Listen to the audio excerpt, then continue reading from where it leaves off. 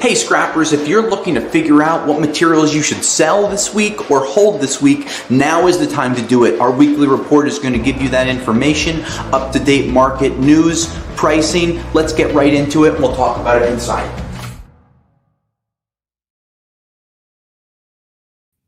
Hey scrappers, Tom here from the iScrap app, and today is Wednesday, October 22nd, 2025, almost to Halloween.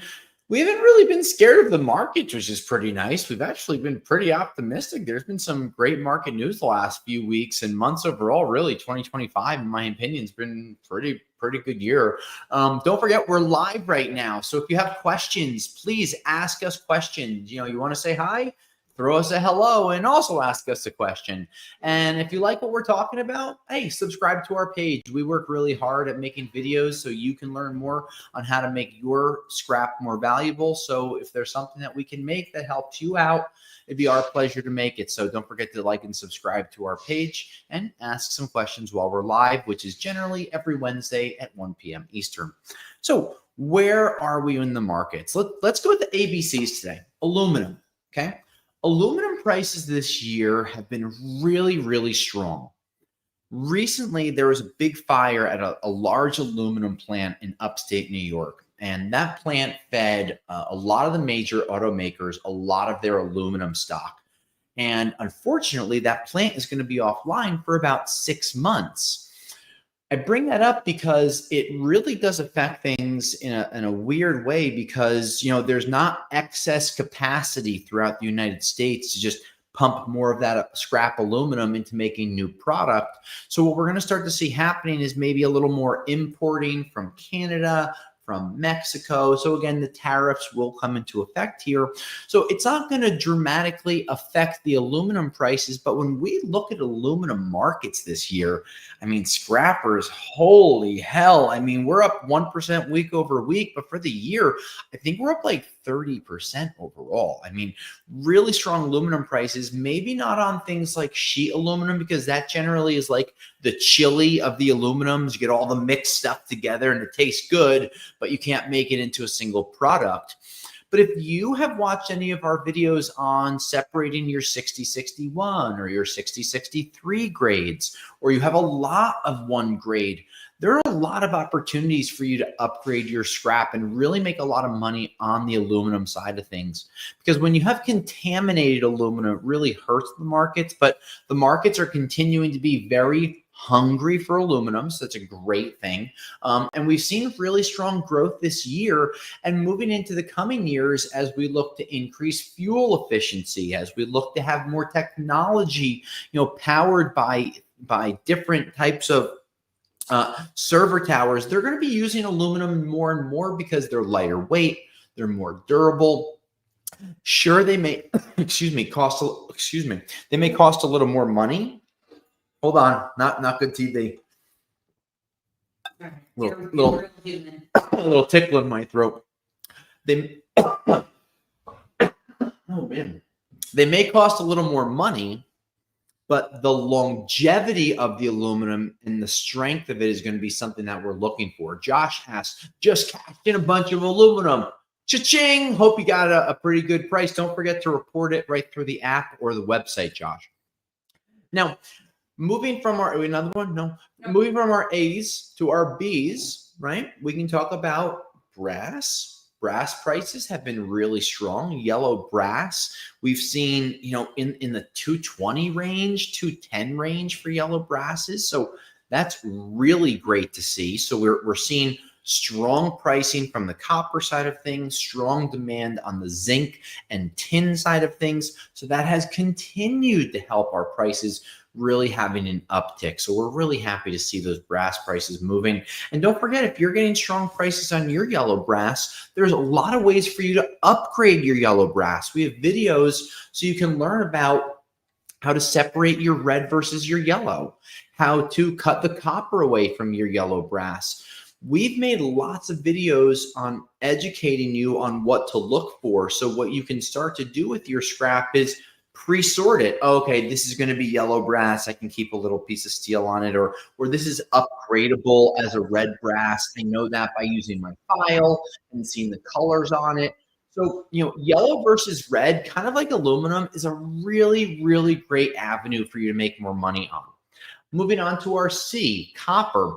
Now, week over week, we've seen copper prices even. Last week we're around $5 trading. Today we're at $4.99. So if you know me by now, I love stability. So seeing markets kind of even week over week is great. And I'm just going to read a quick article, a little blurb from an article. This is from oilprice.net, talking about copper and talking about what's going to be happening. In 2020, hold on. I'm sorry. This was from Recycling Today, not Oil Price. Copper demand is projected to grow by 8.2 million metric tons annually up to 2035, driven by electrification, industrialization, and digital infrastructure. Meeting this will require 8 million metric tons in new mine capacity and 3.5 million metric tons from scrap. So that shows me that the demand we're seeing for copper will not be waning over a 10-year projection. Now, of course, lots of world events can change lots of things. That being said, we're seeing very strong demand. This whole year, we haven't really seen big price decreases other than that crazy blip in July with the tariffs. We're seeing very stable, very strong copper growth in copper markets. So that's only going to help you. So if you're saying, Tom, should I hold on to my copper? Should I sell my copper? I mean, I have a sell all right now. I'm not holding on to anything personally. We've been moving our scrap as quickly as we can because when you have strong prices like this, you never know what could make a market react and have it drop 30, 40 cents in a clip. So currently, I think that we're paying $4.05 for Bear Bright. I see a national average around $3.60 right now. We've had customers driving from 2-3 hours away to cash in at our yard because, we have very strong prices for the East Coast. And the markets out there are showing that the demand is going to be there. So watch out for these copper prices moving forward. I still have a very strong sell recommendation only because the prices are so high. What are you sticking around for to make 20, 30, 40 cents extra? Unless you're sitting on 50,000 pounds, we're not looking at humongous dollar amounts. You have 1,000 pounds of copper, you're waiting for 20 cents, could be $200 swing. What if it went down 20 cents? But we get a question. No, just a couple. Oh, sure. Donnie said, cashed in a bunch of aluminum cans, 73 cents a pound in Georgia. Great price, Donnie. Next, Josh said, dang, Donnie Simmons, 55 cents here in Beaumont, Texas for cans. Just hold in mind. Hey, you know what? Cans are a good item to hold. They're light. Just make sure they're not too stinky. So aluminum, brass, copper. I'll do another C. We'll talk about catalytic converters. Now, we have seen some movement on the catalytic converter pricing. I'm going to read a couple of week over week price changes. Platinum down 2%. Palladium down 3.5%. Rhodium up 11%. And rhodium is the highest of all three prices, currently trading at $7,800 an ounce, when the other two are around $1,500 on average. So having rhodium have that big of an uptick will really help the prices the most. While they may not be a huge amount of materials when it comes to the cats, they do have the largest price increase that helps the cat prices out. So over our rcats.com, we've been quoting some of the highest prices in almost 2.5, 3 years. We've seen more people that have been holding some of their cats, getting rid of them with these big price upticks. And because of our 10-day price lock guarantee, even if the markets go down, you have 10 business days to get those cats to us and then get paid, pretty quickly, and you get free shipping. So if you haven't tried us out before on your catalytic converters, please give us a shot. We're looking forward to learning more about it. We got a question? Darby Ann, I've been stashing copper, my dad's welding cable from decades ago. Darby, this is a phenomenal time to cash that in. Unless you don't need the money and it's really kind of a rainy day fund. I actually just talked to a customer who told me he started to buy silver coins and silver bullion for future use off of these big silver prices. If you don't need the money, don't cash it in, but it's a great time to cash in copper right now. I wouldn't be holding. The General D said number 2 wire in Calgary, $5.15 per pound in Canadian dollars. And don't forget, on our website, we have a really great conversion tool. So if you are in Canada, if you are in the United States, you can go and click on one of the metals. We have a tab that you can just kind of slide over and convert those US dollars to Canadian dollars instantly. Makes it easy. So if you're getting $5.15 on number 2, look, $5 average would be a Canadian national average for Bear Bright. So you're really getting a very strong price for number 2. So that would probably be $5.50 or so, when you could look at things. So you're in a really, really strong position right now. Good for you. Another question, flatbed trucker with Romex wire. Is it better to strip it or cash it in as is? A couple of things to think about. How much you have, 10 pounds, cash it in. 1,000 pounds, maybe you want to strip it. The problem with Romex is you got 3 cords generally, right? So you got your grounding wire, which sometimes is aluminum, so watch for that. But if it's not and it's copper, that's a great piece of Bear Bright that you can cash in. Then you got your other 2 pieces, which are generally considered like a THHN. I'm not a huge fan of stripping single gauge wire like a 10 or 12 gauge THHNs. That doesn't mean that you can't. And if you have a wire stripper, by all means, go for it. Again, think about how much weight you have before you just say, oh, I'm going to go strip this material. So we talked about aluminum, brass, copper, cats. Let's go one more C. Let's talk about carbide. Carbide national prices have really, really jumped. We've seen strong demand over at rrcarbide.com. We've seen customers sending us material that they've been saving for years and really having strong price growth with double-digit pricing. The lowest that we've been paying for carbide is in the $10 range or more. And we're seeing markets really have a strong increase with demand for manufacturing, with demand for multi-use such as fracking and oil drilling in the United States. Carbide really has become a great asset and a great tool when it comes to the manufacturing and machining industry. And the recycling price of it, because of some of the problems with the Chinese, have really helped. Now, that being said, let's talk about those problems with the Chinese, because we're set to have a meeting, I think they're calling it a summit, between President Xi and President Trump later this month.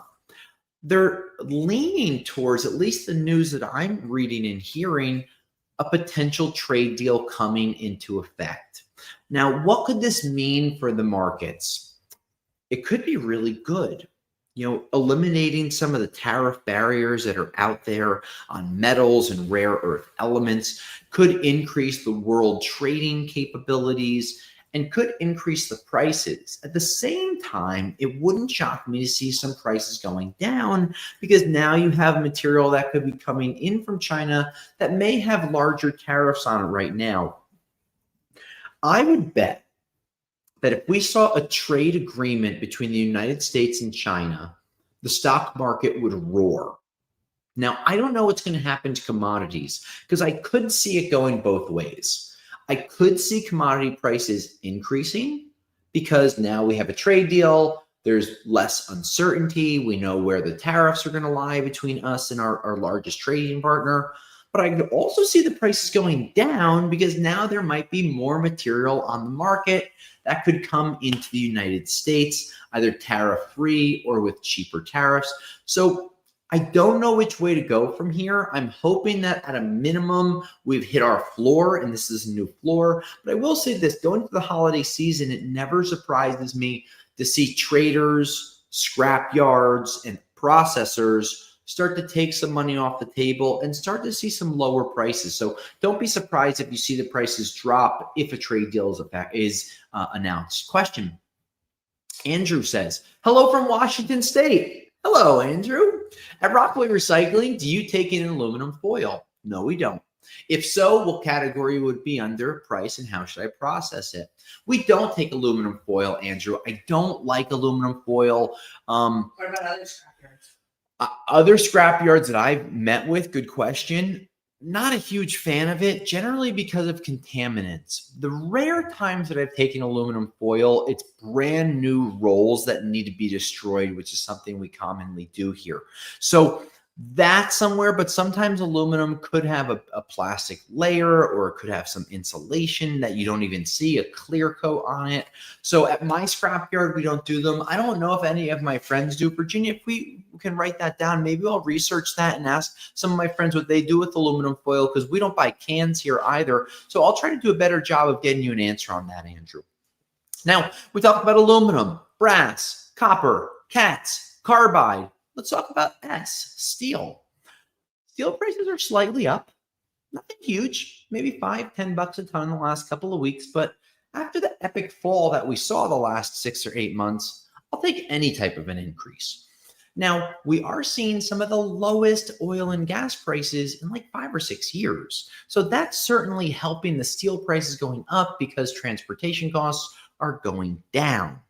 Now, steel prices should be poised to have a larger run up in 2026. That doesn't mean you should be holding onto your steel unless you're a scrapyard and you have the space, but I certainly don't do that myself. And most of the friends that I have aren't doing that either. So on a steel side of things, seeing oil prices going down is great. Seeing gas prices potentially dipping below $3 per gallon on a national average this week is also great. I think I saw a price this morning, $2.69 here in New Jersey, and I heard in Oklahoma in the $2.25 per gallon range. That may not be sexy scrap metal talk, but it is impactful on the markets. So, when I look at steel prices, I'm not super impressed. We got a question. We have a follow-up from Andrew about Andrew. the aluminum roll.